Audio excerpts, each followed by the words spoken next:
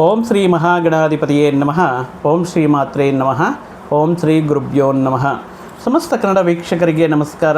ನೀವು ಮೊದಲನೇ ಬಾರಿ ನಮ್ಮ ಚಾನಲ್ ನೋಡ್ತಾ ಇದ್ದರೆ ದಯವಿಟ್ಟು ಸಬ್ಸ್ಕ್ರೈಬ್ ಮಾಡಿ ಅಂತ ಹೇಳ್ತಾ, ಮುಖ್ಯವಾಗಿ ಈ ಮೇ ಮಾಸದಲ್ಲಿ ದ್ವಾದಶ ರಾಶಿಗಳ ಮೇಲೆ ಗ್ರಹ ಸಂಚಾರ, ಗೋಚಾರ ಫಲಗಳು ಅಂತ ಕರಿತೇವೆ.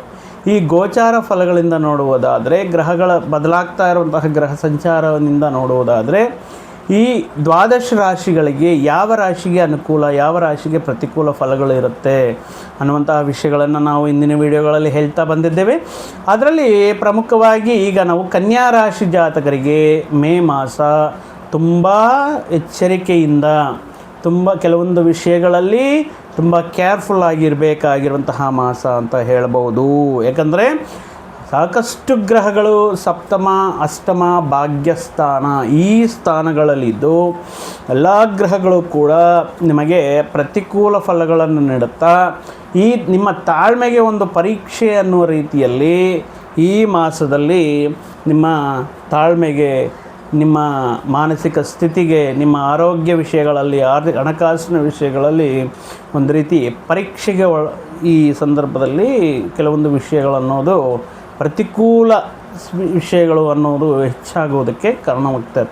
ಮತ್ತು ಈ ನವಗ್ರಹಗಳಲ್ಲಿ ಯಾವ ಗ್ರಹವೂ ಅನುಕೂಲವಿಲ್ಲವಾ ಕನ್ಯಾ ರಾಶಿ, ಕನ್ಯಾ ಲಗ್ನದವರಿಗೆ ಅಂದರೆ, ಪರ್ಟಿಕ್ಯುಲರ್ ಆಗಿ ಈ 6ನೇ ಮನೆಯಲ್ಲಿರುವಂತಹ ರಾಹುಗ್ರಹ ವಿಪರೀತವಾಗಿರುವಂತಹ, ನಿಮಗೆ ಸ್ಥೈರ್ಯ, ಧೈರ್ಯವನ್ನು, ಅಂದರೆ ಸಮಸ್ಯೆಗಳು ಬಂದರೂ ಕೂಡ ಅದರಲ್ಲಿ ಗೆದ್ದು ನಿಲ್ಲೋದಕ್ಕೆ ಬೇಕಾಗಿರುವಂತಹ ಒಂದು ಶಕ್ತಿ ಸಾಮರ್ಥ್ಯಗಳನ್ನು ರಾಹು ಭಗವಾನರು, ಒಂದು ಮಾಯಾಗ್ರಹ ಅಂತ ಹೇಳ್ತಾ ಇರ್ತೀವಲ್ಲ, ಅವರೊಬ್ಬರು 6ನೇ ಮನೆಯಲ್ಲಿದ್ದರೆ ಸಾಕು, ಆಲ್ಮೋಸ್ಟ್ ನಿಮ್ಮ ಪ್ರಾಬ್ಲಮ್ಸ್ 75% ಕ್ಲೋಸ್ ಆಗ್ದಂಗೆ ಅಂತ ಅಂದ್ಕೊಳ್ಳಿ. ಚಿಂತೆ ಮಾಡೋಕ್ಕೆ ಹೋಗಬೇಡಿ. ಮತ್ತು ನೋಡೋಣ ಯಾವ ಗ್ರಹ ಯಾವ ರೀತಿ ಪ್ರತಿಕೂಲ ಫಲಗಳು ಅಥವಾ ಅನುಕೂಲ ಫಲಗಳು ಅನ್ನೋದು ನೋಡುವುದಾದರೆ, ಮುಖ್ಯವಾಗಿ ಸಪ್ತಮ ಸ್ಥಾನದಲ್ಲಿರುವಂತಹ ಕುಜ ಈ 11ನೇ ತಾರೀಕಿಂದ ಅಷ್ಟಮ ಸ್ಥಾನಕ್ಕೆ ಸಂಚಾರ. ಇನ್ನು ಅಷ್ಟಮದ ಸ್ಥಾನದಲ್ಲಿರುವಂತಹ ರವಿ 14ರ ನಂತರ ಭಾಗ್ಯಸ್ಥಾನಕ್ಕೆ ಹೋಗ್ತಾ ಇದ್ದಾರೆ. ಆಲ್ರೆಡಿ ನಮಗೆ ಗೊತ್ತು, ಈ ದಶಮದಲ್ಲಿರುವಂತಹ ಗುರು ಯಾವುದೇ ರೀತಿ ಅನುಕೂಲ ಇಲ್ಲ. ಮುಖ್ಯವಾಗಿ ಕಂಟಕ ಈ ದಶಮ ಸ್ಥಾನದಲ್ಲಿರುವಂತಹ ಗುರು ಪರಮಾತ್ಮರು, ದಶಮ ಸ್ಥಾನದಲ್ಲಿರುವಂತಹ ಈ ಭಾಗ್ಯಸ್ಥಾನದಲ್ಲಿರುವಂತಹ ರವಿ, ಬುಧ, ಶುಕ್ರ ಗ್ರಹಗಳು ಇದ್ರೂ ಕೂಡ ನೀಡುವಂತಹ ಈ ಫಲಗಳು ಅನ್ನೋದು ಈ ಸಂದರ್ಭದಲ್ಲಿ ಯಾವುದೇ ರೀತಿ ಅನುಕೂಲವಾಗಿಲ್ಲ. ಅದರ ಜೊತೆಗೆ ಸಪ್ತಮ ಸ್ಥಾನದಲ್ಲಿರುವಂತಹ ಶನಿ ಪರಮಾತ್ಮರು, ಮತ್ತು ನೋಡಿ ಭಾಗ್ಯದಲ್ಲಿ ಗ್ರಹಗಳಿದ್ರೂ ಕೂಡ ಅದರಲ್ಲಿಂದ ಅಷ್ಟೊಂದು ಅನುಕೂಲವಾಗಿರುವಂತಹ, ಪ್ರಯೋಜನಕರವಾಗಿರುವಂತಹ ಫಲಗಳೇನೂ ಸಿಗ್ತಾ ಇಲ್ಲ. ಅಷ್ಟಮ, ಸಪ್ತಮ ಸ್ಥಾನದಲ್ಲಿರುವಂತಹ ಗ್ರಹಗಳ ಪ್ರಭಾವ ಕನ್ಯಾ ರಾಶಿಯವರ ಮೇಲೆ ಮೇ ಮಾಸದಲ್ಲಿ ಅಧಿಕವಾಗಿರೋದಕ್ಕೆ ಚಾನ್ಸಸ್ ಇರುತ್ತೆ. 6ನೇ ಮನೆಯಲ್ಲಿರುವಂತಹ ರಾಹು ಆ್ಯಸ್ ಇಟ್ ಈಸ್ ನಿಮಗೆ ಒಳ್ಳೆಯ ವಿಷಯಗಳು ಮಾಡ್ತಾ ಇದ್ದಾರೆ, ಹೆದರಬೇಡಿ. ಮುಖ್ಯವಾಗಿ ಹೇಳಬೇಕು ಅಂದರೆ ಸಪ್ತಮ ಸ್ಥಾನದಲ್ಲಿರುವಂತಹ ಶನಿ ಪರಮಾತ್ಮ, ಸಪ್ತಮ ಸ್ಥಾನ ಅಂದ್ರೆ ಕಳತ್ರ ಸ್ಥಾನ, ದಾಂಪತ್ಯ ಸ್ಥಾನ, ಪಾಲುದಾರಿಕೆ ವ್ಯವಹಾರಗಳು ಮಾಡುವಂತಹ ಸ್ಥಾನ, ಜಾಯಿಂಟ್ ವೆಂಚರ್ಸ್ ಮಾಡುವಂತಹ ಸ್ಥಾನ ಆಗಿರುತ್ತೆ. ಅಷ್ಟಮದಲ್ಲಿರುವಂತಹ ಶನಿ, ಕುಜ, ಈ ಎರಡೂ ಗ್ರಹಗಳು ಅಗ್ನಿತತ್ವ ಗ್ರಹಗಳು ಈ ಅಷ್ಟಮ ಸ್ಥಾನದಲ್ಲಿ. ಭಾಗ್ಯ ದಶಮದಲ್ಲಿ ಗುರು ಗ್ರಹಗಳು. ಈ ಗ್ರಹಗಳೆಲ್ಲವೂ ಕೂಡ ಈ ಮುಖ್ಯವಾಗಿ 4 ಪ್ರಧಾನ ವಿಷಯಗಳ ಮೇಲೆ, ಅಂದರೆ ವೈಯಕ್ತಿಕವಾಗಿ ನಾವು ನಮ್ಮ ಜೀವನದಲ್ಲಿ ಯಾವ ವಿಷಯಗಳ ಮೇಲೆ ನಾವು ಅವಲಂಬಿತರಾಗಿ, ಯಾವ ವಿಷಯಗಳ ಮೇಲೆ ನಮ್ಮ ಅದೃಷ್ಟವನ್ನು, ಸಪ್ತಮ ಸ್ಥಾನದಲ್ಲಿರುವಂತಹ ಶನಿ ಪರಮಾತ್ಮನ ಮುಖಾಂತರ ದಾಂಪತ್ಯ ಜೀವನದಲ್ಲಿ ಬಿರುಕುಗಳು, ಅಂದರೆ ಯಾವುದೋ ಒಂದು ನಿಮ್ಮ ತಪ್ಪಿದ್ರೂ ಇಲ್ಲದಿದ್ರೂ ನಿಮ್ಮ ಜೀವನ ಸಂಗಾತಿ ನಿಮ್ಮ ಮೇಲೆ ಇಲ್ಲ ಸಲ್ಲದ ವಿಷಯಗಳನ್ನು, ಅಂದರೆ ಯಾವುದಾದ್ರೂ ಒಂದು ಸಮಸ್ಯೆಯನ್ನು ಇಟ್ಕೊಂಡು ಅಥವಾ ಯಾವಾಗಲೂ ಮಾಡಿರುವಂತಹ ತಪ್ಪನ್ನು ಇಟ್ಕೊಂಡು ನೀವು ಹೀಗೆ, ನಿಮ್ಮ ಮನೆಯವರು ಹೀಗೆ ಇತ್ಯಾದಿ ವಿಷಯಗಳು, ಅಂದರೆ ನಿಮ್ಮ ಬಗ್ಗೆ ಆಗಿರ್ಬೋದು, ನಿಮ್ಮ ಬಂಧುಗಳ ಬಗ್ಗೆ ಆಗಿರ್ಬೋದು, ನಿಮ್ಮ ಕುಟುಂಬದವರ ಬಗ್ಗೆ ಆಗಿರ್ಬೋದು, ಯಾವುದೇ ವಿಷಯಕ್ಕೆ ಮುಖ್ಯವಾಗಿ ಈ ಸಂದರ್ಭದಲ್ಲಿ ನಿಮ್ಮನ್ನು, ಅಂದರೆ ಯಾವುದೋ ಒಂದು ಜಗಳಕ್ಕೆ ಕಾರಣಕರ್ತ ಸುಮ್ಮನೆ ಇದ್ರೂ ಕೂಡ ಕೆಲವೊಂದು ವಿಷಯಗಳಲ್ಲಿ ನೀವು ಶಾಂತವಾಗಿ ಇದ್ರೂ ಕೂಡ ನಿಮ್ಮ ಜೀವನ ಸಂಗಾತಿಯಿಂದ ಯಾವುದೋ ಒಂದು ಈ ಮಾತುಗಳ ಮುಖಾಂತರ ಈಗೋ ಕ್ಲಾಶಸ್ ಆಗಿರ್ಬೋದು, ಎಷ್ಟು ಪ್ರಶಾಂತವಾಗಿರಬೇಕು, ಎಷ್ಟು ಜಗಳಗಳು ಇಲ್ಲದೆ ಇರಬೇಕು, ಮನಸ್ಸು ಅಂದರೆ ನೆಮ್ಮದಿಯಿಂದ ಇರಬೇಕು ಅಂದ್ರೂ ಕೂಡ ನಿಮ್ಮ ಜೀವನ ಸಂಗಾತಿಯಿಂದ ಈ ಸಂದರ್ಭದಲ್ಲಿ ಈ ಯಾವುದೋ ಒಂದು ವಿಷಯಕ್ಕೆ ಅನಾವಶ್ಯಕವಾಗಿರುವಂತಹ ವಾದ ವಿವಾದಗಳು ತುಂಬ ಕಾಮನ್ ಆಗಿರುತ್ತೆ. ನೀವೇನು ಮಾಡಿದ್ರೂ ಆ ಮಾತಿಗೆ ವ್ಯತಿರೇಕವಾಗಿ ಮಾತಾಡೋದಾಗಿರಬಹುದು, ಸಣ್ಣ ಪುಟ್ಟ ನಾನು ಗ್ರೇಟು ನೀನು ಗ್ರೇಟು ಅನ್ನೋಂತಹ ಈಗೋ ಪ್ರಾಬ್ಲಮ್ಸ್ ಆಗಿರ್ಬೋದು. ನೀವು ತಪ್ಪು ಮಾಡದೇ ಇದ್ರೂ ಕೂಡ ನೀವು ಮಾಡಿದ್ದೀರಂತನೋ ಅಥವಾ ನಿಮ್ಮ ಬಂಧುಗಳ ಮುಖಾಂತರ ನಿಮ್ಮ ಆಪ್ತರ ಮುಖಾಂತರ ಆಗಿದೆ ಅಂತನೋ ಏನೋ ಒಂದು ರೀಸನ್ ಬೇಕು ಅಂತ ಹೇಳ್ತಾರಲ್ವ, ಆ ರೀತಿ ಇರ್ತಾರೆ. ಸೊ ನೀವೇನಾದರೂ ಅದನ್ನು ಕೇಳಿ ಸುಮ್ಮನೆ ಪ್ರಶಾಂತವಾಗಿರೋಕ್ಕಾಗತ್ತಾ ಅಂದರೆ, ಅಷ್ಟಮ ಸ್ಥಾನದಲ್ಲಿ ರವಿ ಕೂಜರು ಅಗ್ನಿತತ್ವ ಗ್ರಹಗಳು ತುಂಬ ಅಗ್ರೆಸಿವ್ನೆಸ್ ಇರುತ್ತೆ. ಸೊ ಮುಖ್ಯವಾಗಿ ಸಪ್ತಮ ಶನಿ ನೀಡುವಂತಹ ಈ ತಾಳ್ಮೆಗೆ ನೀಡುವಂತಹ ಈ ಪರೀಕ್ಷೆಗೆ ತಕ್ಕಂತೆ ನೀವು ಓವರ್ ರಿಯಾಕ್ಟ್ ಆಗ್ತಾ ಇರ್ತೀರ, ನೀವು ತುಂಬ ಅಗ್ರೆಸಿವ್ ಆಗಿ ಮಾತಾಡ್ತಾ ಇರ್ತೀರ. ನೀವು ಅಂದರೆ ಒಂದು ರೀತಿ ಮನೆಯಲ್ಲಿ ಒಂದು ಕಿರುಚಾಟಗಳು ಕೂಗಾಟಗಳು ಜಾಸ್ತಿ ಇರುತ್ತೆ. ಅದು ಎಲ್ಲಿವರೆಗೂ ಅನ್ನೋದು ಮುಖ್ಯವಾಗಿ ಕನ್ಯಾ ರಾಶಿಯವರು, ಕನ್ಯಾ ಲಗ್ನದವರು ಈ ಮಾಸದಲ್ಲಿ ತುಂಬ ತಾಳ್ಮೆಯಿಂದ, ಆ ರೀತಿ ಏನಾದರೂ ಸಿಚುವೇಶನ್ ಬಂತು ಅಂದ್ಕೊಳ್ಳಿ, ನೀವಿರುವಂತಹ ಪ್ರದೇಶವನ್ನು ಸುಮ್ಮನೆ ಪ್ರಶಾಂತವಾಗಿ ಅಂದರೆ ಶಬ್ದ ಮಾಡ್ದಂಗೆ ಎಲ್ಲಾದರೂ ನಿಮಗೆ ಇರುವಂತಹ ಸ್ನೇಹಿತರ ಆಪ್ತರ ಜೊತೆ ಹೋಗಿ ಅಲ್ಲಿ ಕಾಲ ಕಳೆಯೋದಕ್ಕೆ ಪ್ರಯತ್ನ ಮಾಡಿ. ಅನಾವಶ್ಯಕವಾಗಿರುವಂತಹ ವಾದ ವಿವಾದಗಳಿಗೆ ಸಿಲುಕಾಕೊಂಡು ಸಣ್ಣ ವಿಷಯಕ್ಕೆ ದೊಡ್ಡ ಮಟ್ಟದಲ್ಲಿ ಪ್ರಾಬ್ಲಮ್ಸ್ ಮಾಡ್ಕೊಳ್ಳೋದಕ್ಕೆ ಹೋಗಬೇಡಿ ಅಂತ ಹೇಳ್ತಾ, ಇನ್ನು ಹೊರಗಡೆ ಹೋದ್ರೂ ಮುಖ್ಯವಾಗಿ ಅನುಕೂಲ ಇರುತ್ತೆ. ಅಂದರೆ ಅಷ್ಟಮದಲ್ಲಿ ಇರುವಂತಹ ಶುಕ್ರ ರವಿ ಈ ಎರಡೂ ಗ್ರಹಗಳು ಇರೋದರಿಂದ ಕೂಡ ಯಾರ ಜೊತೆ ಮಾತಾಡಿದ್ರೂ ಕೂಡ ಅವರಿಗೆ ಶತ್ರುಗಳಾಗಿ ಕಾಣಿಸ್ತಿರ್ತಾರೆ. ಇನ್ನು ಮುಖ್ಯವಾಗಿ ಈ ಅನಾವಶ್ಯಕವಾಗಿರುವಂತಹ ವಿಷಯಗಳು, ಅನಾವಶ್ಯಕವಾಗಿ ಬರುವಂತಹ ಅಪಾರ್ಥಗಳು, ತಮಾಷೆಗೆ ಏನಾದರೂ ಮಾತಾಡಿದ್ರೂ ಕೂಡ ಅದರಿಂದ ಆಗುವಂತಹ ಕೆಲವೊಂದು ಅದಕ್ಕೆ ಪ್ರತಿಫಲ ಅಂತ ಹೇಳ್ತೀವಲ್ಲ, ಅದಕ್ಕೆ ಬರುವಂತಹ ರಿಸಲ್ಟು ತುಂಬ ನೆಗೆಟಿವ್ ಆಗಿರುತ್ತೆ, ತುಂಬ ಅಗ್ರೆಸಿವ್ ಆಗಿರುತ್ತೆ, ನಿಮ್ಮ ತಾಳ್ಮೆಗೆ ಪರೀಕ್ಷೆ ಅನ್ನೋ ರೀತಿಯಲ್ಲಿರುತ್ತೆ. ಸೊ ಮುಖ್ಯವಾಗಿ ಈ ಮಾಸದಲ್ಲಿರುವಂತಹ ಗ್ರಹ ಸ್ಥಿತಿ ಜಾತಕನ ಆರೋಗ್ಯದ ಮೇಲೆ, ಹಣಕಾಸಿನ ವಿಷಯಗಳ ಮೇಲೆ, ಮಾನಸಿಕ ನೆಮ್ಮದಿ ಮೇಲೆ, ಅದೇ ರೀತಿ ಉದ್ಯೋಗದ ಮೇಲೆ ಬೀಳ್ತಾ ಇರುತ್ತೆ. ಸೊ ಯಾರ ಜೊತೆಗೂ ಮಾತಾಡೋದು, ಕುಟುಂಬ ಸದಸ್ಯರ ಜೀವನ ಸಂಗಾತಿಯ ಜೊತೆ ಮಾತಾಡುವಂತಹ ಸಂದರ್ಭಗಳಲ್ಲಿ, ಹೊರಗಡೆ ವ್ಯಕ್ತಿಗಳ ಜೊತೆ ಮಾತಾಡುವಂತಹ ಸಂದರ್ಭಗಳಲ್ಲಿ ನಿಮಗೆ ಅತಿರೇಕಕ್ಕೆ ಹೋಗ್ತಾ ಇದೆ, ಇದೆಲ್ಲೋ ಟಾಪಿಕ್ ಡೈವರ್ಟ್ ಆಗಿ ಎಲ್ಲೋ ಸಮಸ್ಯೆಗೆ ಸಮಸ್ಯೆಗಳಲ್ಲಿ ಸಿಲುಕುವಂತಹ ಸಂದರ್ಭಗಳು ಬರಬಹುದು ಅಂತ ನೆನಪಿಟ್ಕೊಂಡು ಆ ವಿಷಯಗಳಿಗೆ ಆದಷ್ಟು ದೂರವಾಗಿರೋದಕ್ಕೆ ಪ್ರಯತ್ನ ಮಾಡಿ. ನೀವು ಕೂಡ ಕೆಲವೊಂದು ವಿಷಯಗಳಲ್ಲಿ ಈಗೋ ವಿಷಯಗಳಲ್ಲಿ ಮುಖ್ಯವಾಗಿ ನಾನು ಗ್ರೇಟು ನೀನು ಗ್ರೇಟು ಅಥವಾ ನನ್ನಿಂದ ಆಗಿದ್ದು ಈ ವಿಷಯಗಳನ್ನು ಸ್ವಲ್ಪ ಸೈಡ್ಗಿಟ್ಟು ಕೆಲವೊಂದು ದಿನಗಳ ಕಾಲ ತುಂಬ ಈ ಕನ್ವಿನ್ಸ್ ಆಗ್ತಾ ಕೆಲವೊಂದು ವಿಷಯಗಳಲ್ಲಿ ಹೌದು ಈ ಮಾಸದಲ್ಲಿ ತುಂಬ ಶಾಂತವಾಗಿರಬೇಕು ಅನ್ನೋಂತಹ ವಿಷಯಗಳನ್ನು ನೆನಪಲ್ಲಿಟ್ಕೊಂಡು ಮುಂದಕ್ಕೆ ಹೋಗೋದು ತುಂಬ ಉತ್ತಮ.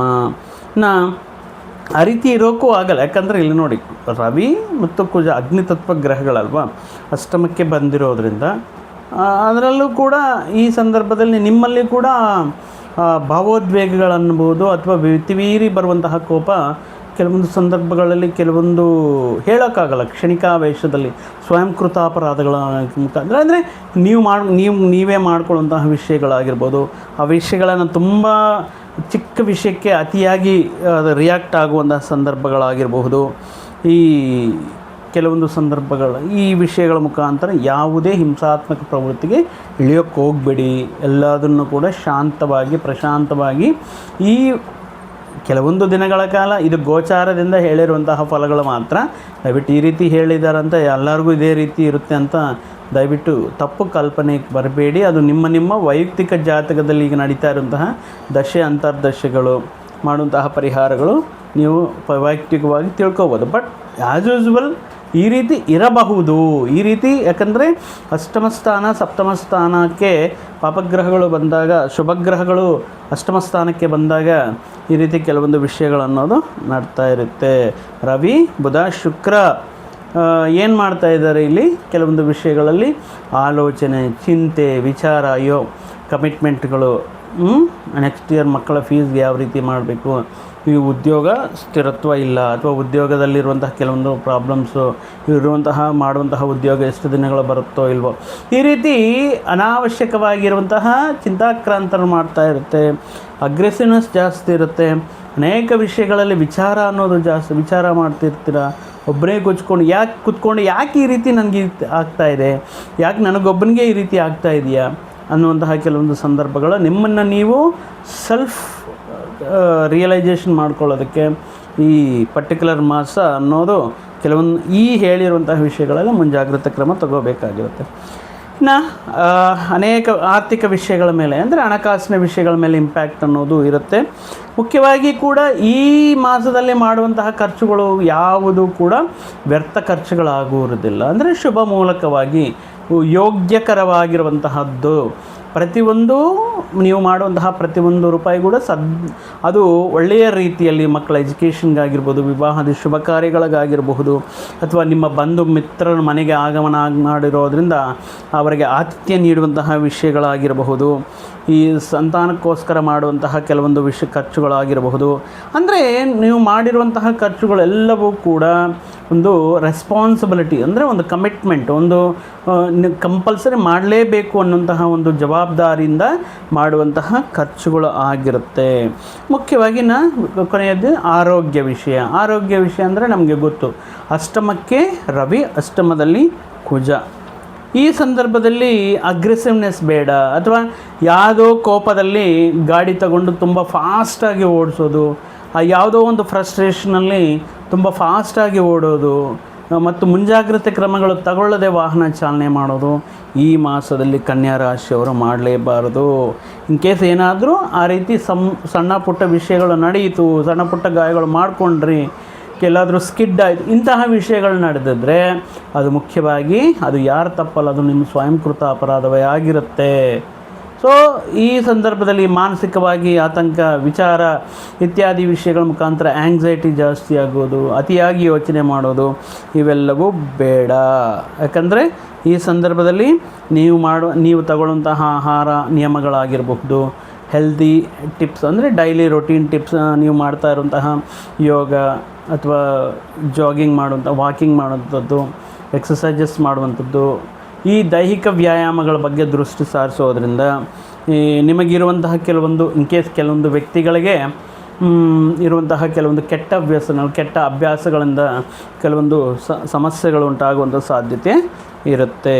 ಆದರೆ ಇಲ್ಲಿ ಷಷ್ಠ ಸ್ಥಾನದಲ್ಲಿರುವಂತಹ ರಾಹು ಎಲ್ಲ ರೀತಿಯಲ್ಲಿ ಹಣಕಾಸಿಗೆ ತೊಂದರೆ ನೀಡಲ್ಲ. ಮತ್ತು ಇಲ್ಲೇ ರೀತಿಯಲ್ಲಿ ಇರುತ್ತಲ್ವ. ಮತ್ತು ಯಾವ ರೀತಿ ಅಂತ ನೋಡುವುದಾದರೆ ಈ ಋಣರೋಗ ಶತ್ರುಸ್ಥಾನ, ಅಲ್ಲಿ ಪಾಪಗ್ರಹ ಮಾಯಾಗ್ರಹ ಆಗಿರುವಂತಹ ರಾಹು ಇರೋದರಿಂದ ಹಣಕಾಸಿಗೆ ತೊಂದರೆ ಇರಲ್ಲ. ಎಂತಹ ಸಿಚುವೇಶನ್ ಬಂದ್ರೂ ಯಾವುದೋ ಒಂದು ಮೂಲೆಯಿಂದ ನಿಮಗೆ ಹಣಕಾಸಿನ ಸೌಲಭ್ಯ, ಯಾರು ಎಷ್ಟು ವ್ಯತಿರೇಕವಾಗಿ ನಿಮ್ಮ ಹತ್ರ ಮಾತಾಡಿದ್ರು ಅಥವಾ ನಿಮ್ಮನ್ನು ಶತ್ರುಗಳ ಥರ ಟ್ರೀಟ್ ಮಾಡಿದ್ರು ಅವ್ರ ಮೇಲೆ ನಿಮ್ಮದೇ ಗೆಲುವು ಆಗಿರುವಂತಹ ಸಂದರ್ಭಗಳು ಬರೋದಾಗಿರಬಹುದು. ಆರೋಗ್ಯ ಸಮಸ್ಯೆಗಳು ಬಂದ್ರೂ ಕೂಡ ಅತಿ ಬೇಗ ಅದರಿಂದ ಸುಧಾರಣೆ ಕಾಣಿಸಿಕೊಳ್ಳಲು ಈ ಸಂದರ್ಭದಲ್ಲಿ ಈ ವಿಷಯಗಳಲ್ಲಿ ನಿಮಗೆ ರಾಹು ಮಾತ್ರ ತುಂಬ ಅದ್ಭುತವಾಗಿ ಈ ಸಪೋರ್ಟ್ ನೀಡ್ತಾ ಇದ್ದಾರೆ. ಯಾವ ರೀತಿ ಖರ್ಚುಗಳಿಗೆ ತಕ್ಕಂತೆ ಆದಾಯವನ್ನು ಕೊಡೋದರಲ್ಲಿ, ಅನಾರೋಗ್ಯ ಸಮಸ್ಯೆಗಳಿದ್ರೂ ಕೂಡ ಅದರಿಂದ ಹೊರಗಡೆ ಬರುವಂತಹ ವಿಷಯಗಳೆಲ್ಲ ಆಗಿರಬಹುದು, ರಾಹು ನಿಮ್ಮನ್ನು ನೋಡ್ತಾ ಆಶೀರ್ವಾದ ಮಾಡ್ತಾ ಅನುಗ್ರಹ ಮಾಡ್ತಾ ಇರ್ತಾರೆ.